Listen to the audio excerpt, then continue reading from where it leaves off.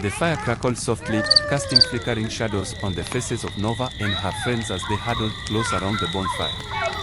Kilaha, seated with folded legs on the floor, smiled warmly at the eager young faces staring up at her. Her soft, rhythmic voice carried through the night air, blending with the sounds of crickets and distant whispers of wind.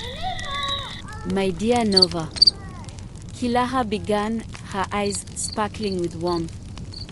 And all of you, let me tell you a story, one that holds beauty, hope, and a touch of the unknown.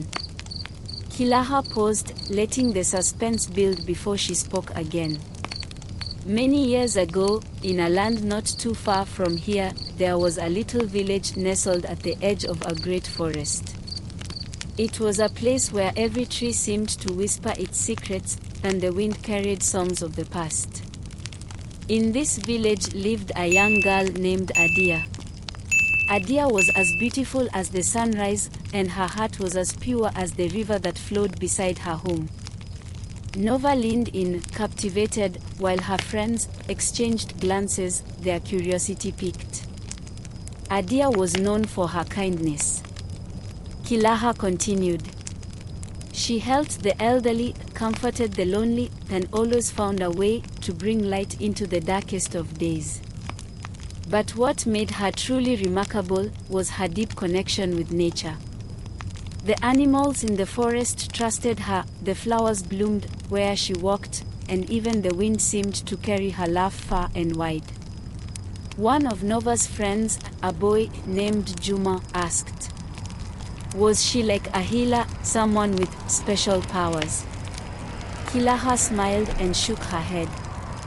No, Adia wasn't a healer or anything like that. She was just someone who loved with all her heart, and nature responded to that love. But one day, something strange happened. The animals, which usually greeted her joyfully, began to avoid her. The river, which once sparkled with life, grew murky, and the wind, it became still and silent, as if it was holding its breath. Nova's eyes widened, and Kilaha saw the curiosity and concern reflected in them. She let the tension hang for a moment before continuing. Adia, confused by the sudden change, ventured deep into the forest to seek answers. She knew that something wasn't right, but she couldn't place what it was. As she walked deeper into the woods, the air grew thick with silence. The trees, once familiar, seemed to loom over her like watchful sentinels. The fire crackled, filling the brief silence as the children listened, spellbound. Then, out of nowhere, Kilaha's voice dropped to a near whisper. Adia stumbled upon a hidden clearing. And in that clearing stood an ancient tree, larger and older than any she had ever seen. Its bark was gnarled, and its branches twisted toward the sky like fingers reaching for something unseen. At the base of the tree was a small pool of crystal clear water, and at its center floated a single glowing stone. Nova and her friends gasped quietly. Now Adia had heard stories of magical stones, of ancient spirits that guarded them, but she had never believed in such tales. And yet, there it was, glowing softly in the dark. Curiosity got the better of her, and she reached out, her hand trembling slightly as she touched the water. The moment her fingers grazed the surface, the stone shone brighter, and a gentle voice echoed in her mind. It wasn't a frightening voice, no, but one filled with warmth, as though the very soul of the forest was speaking to her. Kilaha smiled as she saw Nova's captivated expression. The voice told Adia that the balance of nature had been disturbed. Something ancient, something hidden deep within the land had awoken, and only a heart as pure as hers could restore it. The stone, it said, held the key. But in order to use it, she would have to face a trial, a test of her courage, her love, and her belief in the goodness of the world. Juma, eyes wide, whispered. What kind of trial? Oh. Kilaha said, her eyes twinkling with suspense. Adia didn't know either. The voice didn't say. But it promised that she would find the way so long as she followed her heart. And so, she took the stone, and with it, a journey unlike any other began. As she made her way back through the forest, she noticed that the animals were no longer afraid, and the wind began to whisper once more. The firelight danced on Kilaha's face as she spoke, casting her features in a warm glow. Adia returned to the village, but things had changed. The villagers, too, seemed to sense the unease in the air. The crops were failing, and the river had stopped flowing altogether. It was as though the land itself was holding its breath, waiting for something. Adia knew she had to act fast, but she didn't know where to start. Nova and her friends leaned in closer, hanging on Kilaha's every word.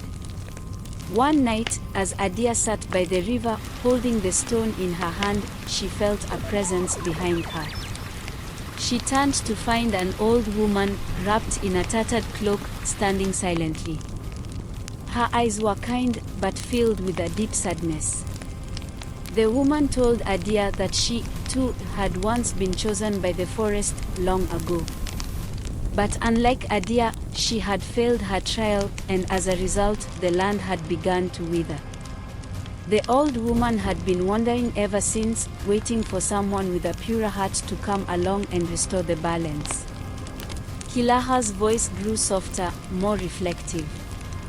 The old woman told Adia that the trial wasn't about strength or magic, it was about trust.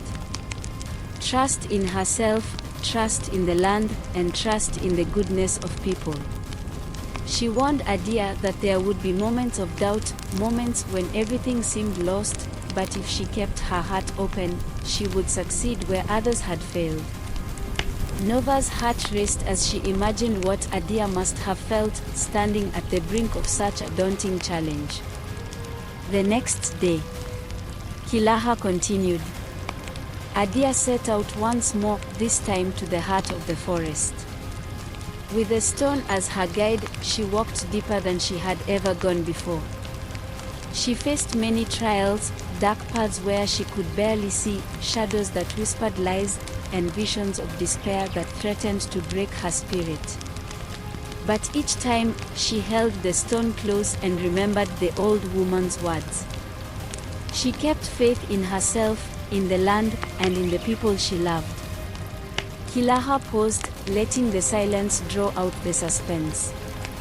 Finally, after what felt like an eternity, Adia reached the very center of the forest.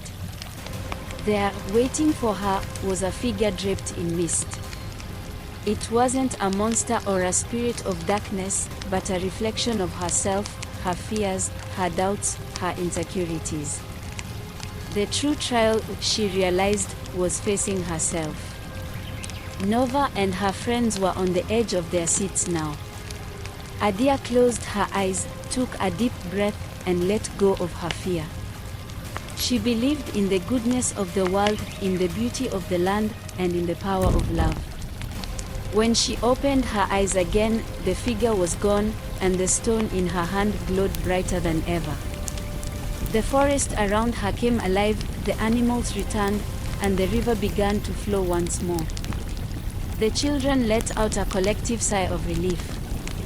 And so, Kilaha finished with a smile. Adia restored the balance. She returned to her village as a hero, though she never saw herself as one. The land flourished, the people thrived, and Adia knew that as long as she trusted in the goodness of the world, everything would be all right. The fire crackled once more, casting warm light on their faces. Nova and her friends sat in silence for a moment, absorbing the story's meaning. Then, as if on cue, the night air filled with the sound of distant laughter, and Kilaha smiled knowingly at her daughter. "And that, my dear," Kilaha said softly. is how love and trust can change the world.